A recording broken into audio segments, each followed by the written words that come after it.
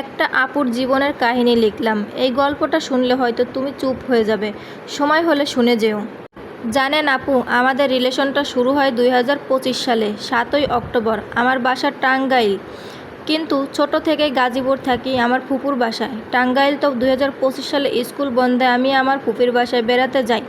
আমার ফুপুর বাসায় সামনেই ওর বাসা ছিল। হ্যাঁ, ওর নামটা আমি বলতে চাই, ওর নাম রিফাত। তো ওই জায়গা থেকেই ওর সাথে আমার পরিচয়।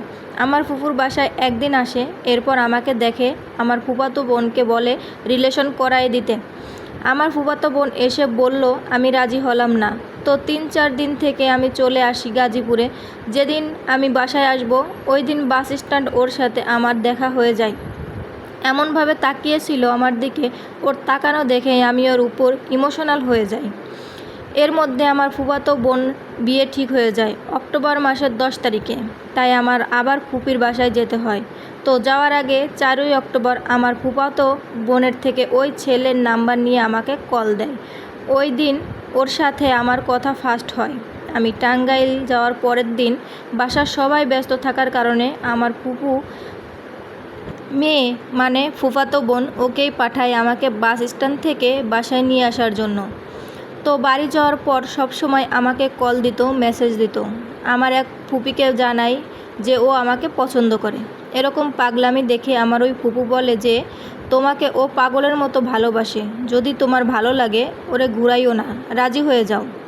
এখন আমার ফুফাতো বোনও বলে, এরপর আমিও ওর সাথে রিলেশনে যাই। তো অনেক ভালো সময় কাটাতেছি।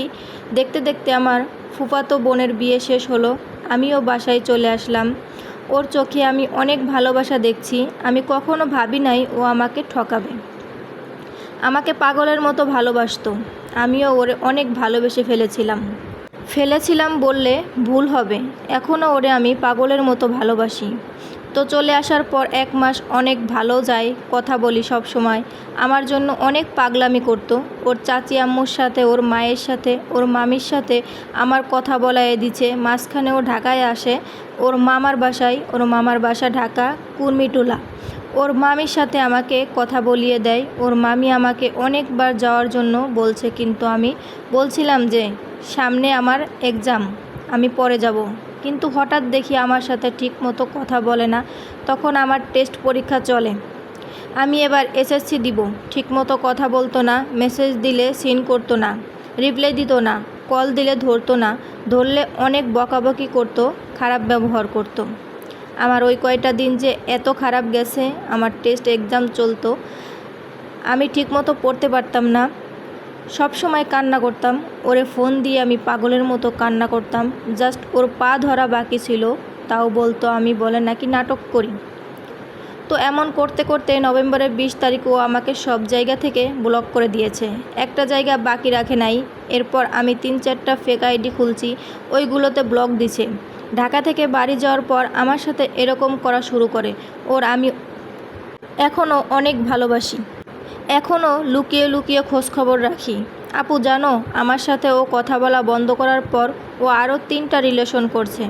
আমি যে ওর লাইফে কয় নাম্বার ছিলাম সেটা আল্লাহ ভালো জানে, কিন্তু শেষমেশ বলল ওরে আমি অনেক ভালোবাসি, অনেক। ওর জন্য আমি এখনও কান্না করি। আপু জানো, অনেক চেষ্টা করছি ওর সাথে যোগাযোগ করার, কিন্তু সব জায়গা থেকে ব্লক করে দিয়েছে। একটা মানুষ কত নাটক করতে পারে ওরে না দেখলে বুঝতে পারতাম না। সবশেষে বলবো ও একটা প্রতারক, কিন্তু আমি প্রতারককে এখনও ভালোবাসি। জানি না আপু কতটুকু গুছিয়ে বলতে পারলাম, কিন্তু তোমাকে কথাটা বলে আমি একটু হালকা হলাম। এই কথাগুলো একটা আপু লিখে পাঠিয়েছে। সবশেষে আপু, আপনাকে আমি একটা কথাই বলতে চাই, প্রতারক যাদের পরিচয় প্রতারক আপনি বুঝতে পেরেছেন, তাদের কাছ থেকে সরে আসাটাই ভালো আমি মনে করি। বারে বারে প্রতারিত হওয়ার থেকে একবার প্রতারিত হওয়া ভালো। আপু তোমাকে বলি, তুমি এখনও খুব ছোট মানুষ। ইনশাল্লাহ তোমার জীবনে ভালো কিছু হবে। তুমি মন দিয়ে পড়াশোনা করো, সব কিছু ভুলে গিয়ে তুমি তোমার পথে হাঁটো। ভিডিওটা ভালো লাগলে লাইক, কমেন্ট, শেয়ার করে পাশে থেকো। আল্লাহ হাফেজ। Thank you for watching.